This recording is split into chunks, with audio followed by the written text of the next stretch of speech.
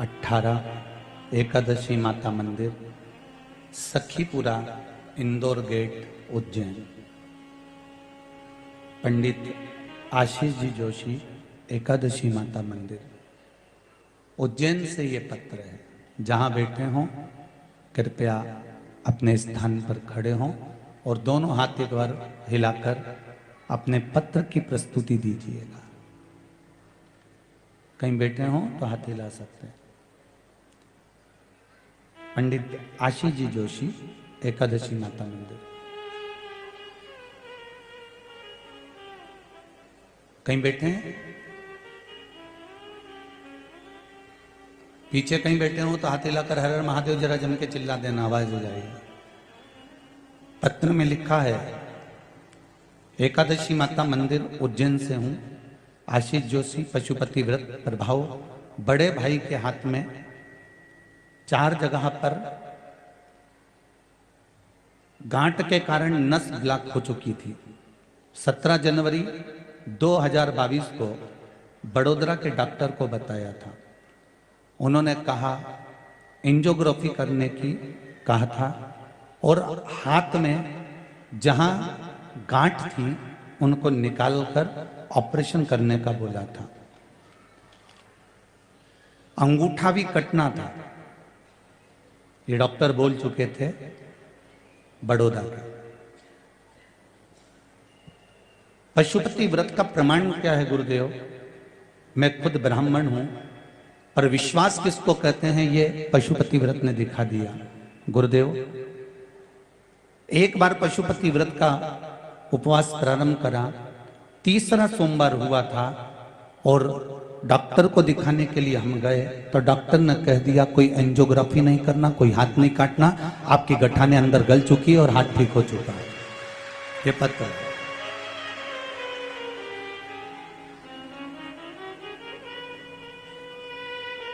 शिव उपासना किसको कहते हैं? शंकर की उपासना केवल विश्वास से करिएगा। और मेरी माताएं और मेरे भाई अगर इस कथा के पंडाल में आए हो ना, आप लोग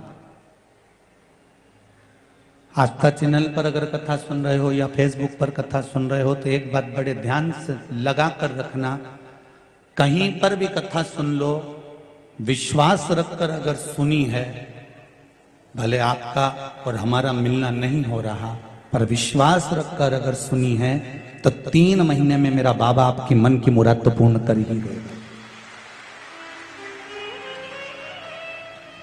ज्यादा समय नहीं लेता।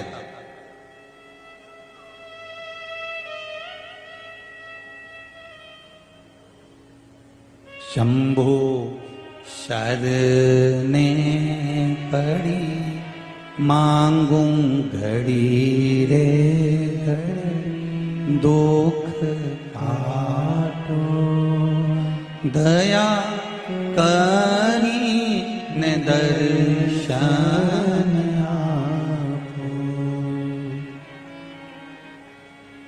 वो कृपा करता है। भागवत कथा किस किसने सुनी है? जरा हाथ उठाओ। श्रीमद् भागवत जिसने सुनी है, सबने सुनी है? धर लो, वापिस धर लो। ठीक है।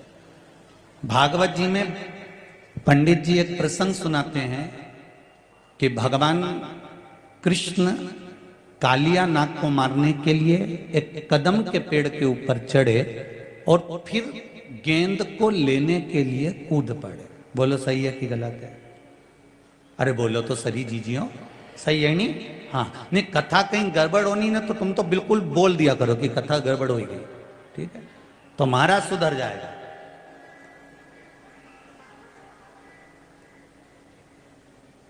माँ ही होती है जो बेटे को सुधार सकती है, और आप सब मेरी माँ हो, अपने बेटे को सुधारने का हक आपका है, आप सुधार सकते हैं। कहीं पे भी गड़बड़ होना तो तुरंत बोल दो, ए छोरा, ए नाना, बस उतनी देर में तो महाराज सीधा।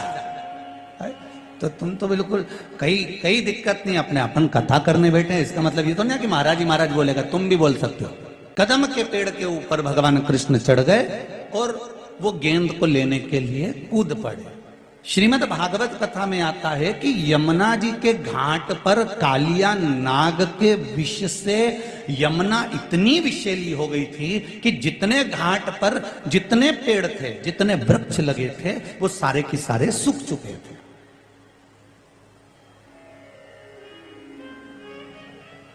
जितने वृक्ष, जितने पेड़ लगे थे यमुना जी के घाट पर, वो सब सूख चुके थे।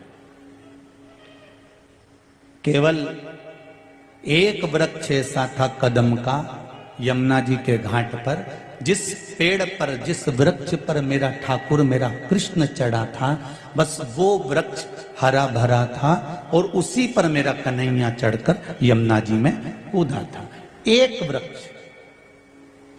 बाकी के जितने यमुना जी के तट पर, यमुना जी के घाट पर जितने वृक्ष थे, जितने भी पेड़ लगे हुए थे, वो सब कालिया नाग के विष से, सब विष के कारण सूख चुके थे। केवल एक कदम का पेड़ जिस पर मेरा ठाकुर चढ़ा था, मेरा कृष्ण चढ़ा था, वो हरा भरा था। जब कन्हैया वापिस लौट कर आए, गेंद लेकर आए, कालिया नाग को भगाए, तब राधा जी ने पूछ लिया, ठाकुर एक बात बताओ, यमुना जी के आसपास के सारे वृक्ष कालिया नाग के विष से सूख चुके थे, फिर ये वृक्ष हरा भरा क्यों था? तो भगवान कृष्ण कहते हैं, जिस समय पर अमृत लेकर जा रहे थे देवता, तब उसकी एक बूंद इस वृक्ष पर गिर गई थी, इसलिए ये वृक्ष हरा भरा था। अब ये तो हो गई भागवत कथा।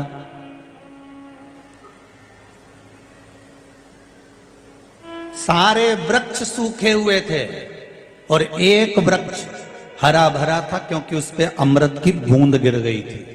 शिव महापुराण की कथा कहती है,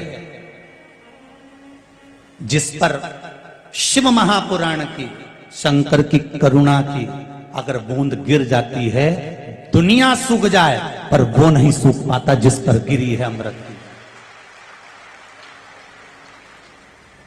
आप शिव की आराधना करो,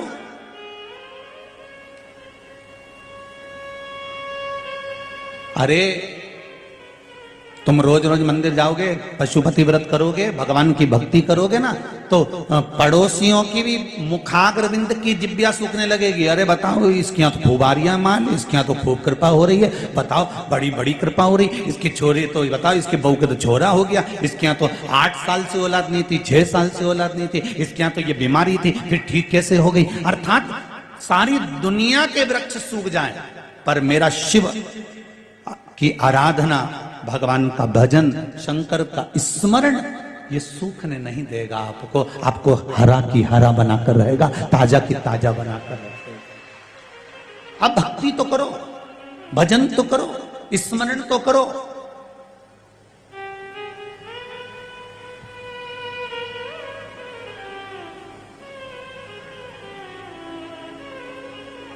आप भगवान की भक्ति में डूबना प्रारंभ करिए, दुनिया का सारा आनंद आपके पास में पहुंच जाएगा।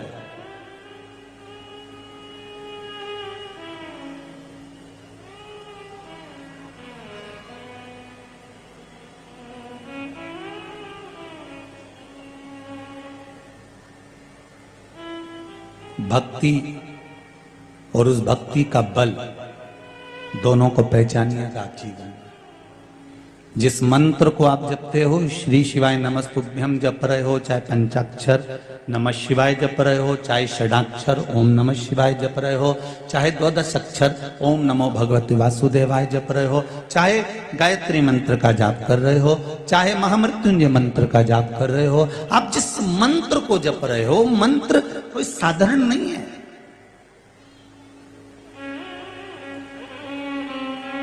हमारे शास्त्रों ने, हमारे वेदों ने, हमारे पुराणों ने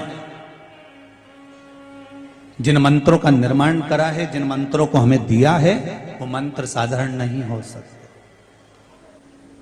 बस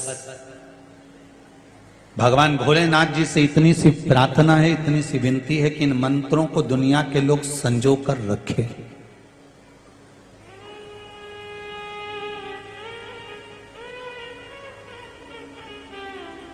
आपको एक बात कुंवरेश्वर धाम की कथा में कही थी, हमें